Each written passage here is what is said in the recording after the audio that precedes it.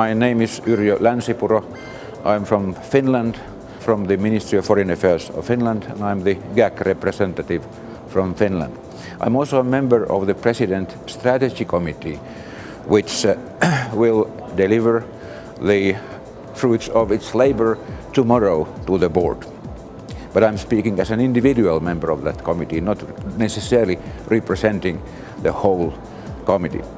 We had an event yesterday where we presented our findings and our recommendations to the community, and I think that we have a very good discussion.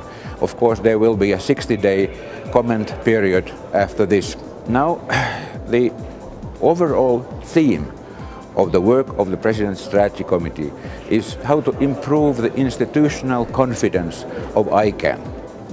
And that, we have found, is very much the prerequisite for the continued development of ICANN in the post-JPA environment.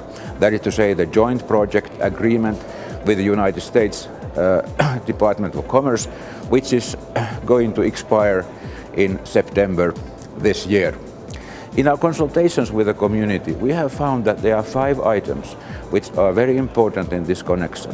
There are 5 concerns of what happens when ICANN is, so to say, going to stand on its own feet. The first concerns capture. We have to put in safeguards to prevent capture by anybody, by governments, groups of governments, business interests, even ICANN staff itself. So we have devised a few things that we think that could prevent that. One key element is, of course, the Governmental Advisory Committee, which is where governments are watching each other, so that we think that that pretty much prevents capture by them. But we also recognize that a genuine multi-stakeholder approach on all levels is the key element that will prevent capture. Of course, also questions like cross-participation and preventing cross-voting among the various constituencies is important. Now, the second point is accountability. We have to enhance the accountability in ICANN. It's an organization which has no members and no shareholders. So how to enhance accountability to stakeholders? This is a very complicated question. Again, we think that when it comes to governments, we have to strengthen the Governmental Advisory Committee in the sense that they can better perform their role when it comes to public policy issues, giving advice on public policy issues to the board.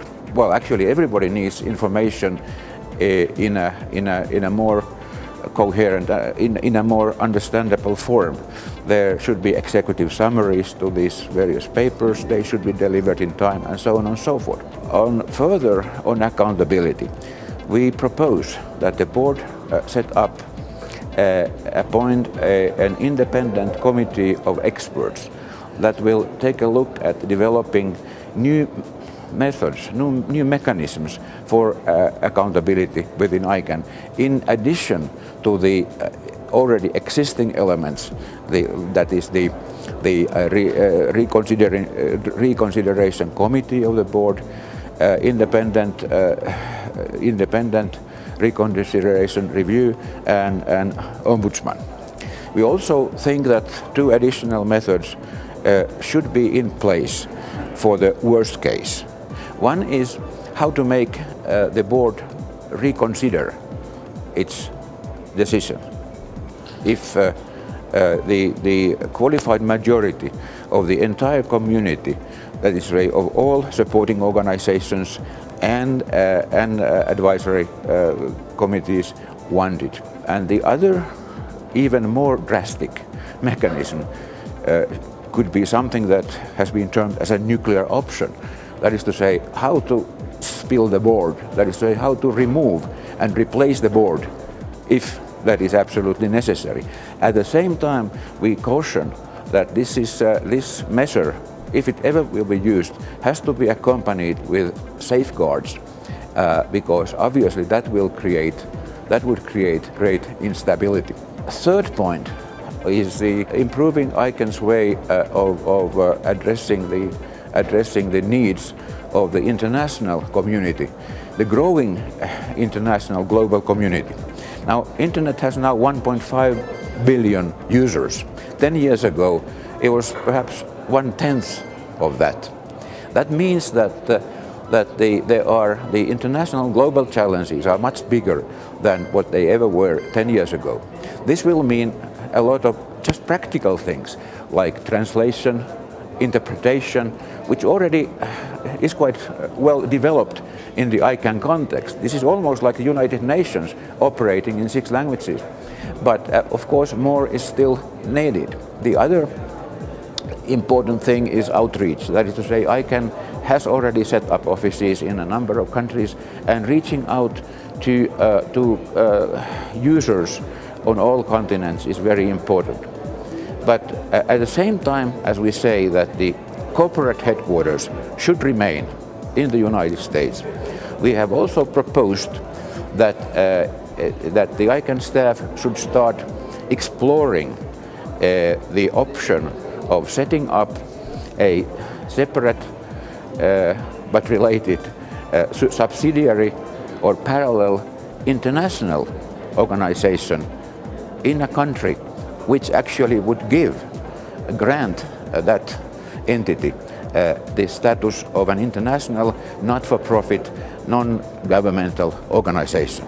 There are a couple of such countries we have identified. One is Switzerland, one is Belgium, and that would give certain advantages to ICANN, especially when ICANN is dealing with such governments and such entities in the world which don't like to deal with a private corporation in America. That is to say, the idea is to enhance the international status of ICANN. But there are also practical benefits all the way from work permits to visas to various other human resource management questions. Obviously, this also will require some sort of division of labor between the headquarters and between this international entity we are thinking. But the recommendation just now is just to explore, just to enter in exploratory talks with the authorities in these 2 countries to find out exactly what the benefits would be and whether there would be any handicaps. There are 2 more points we have mentioned, identified.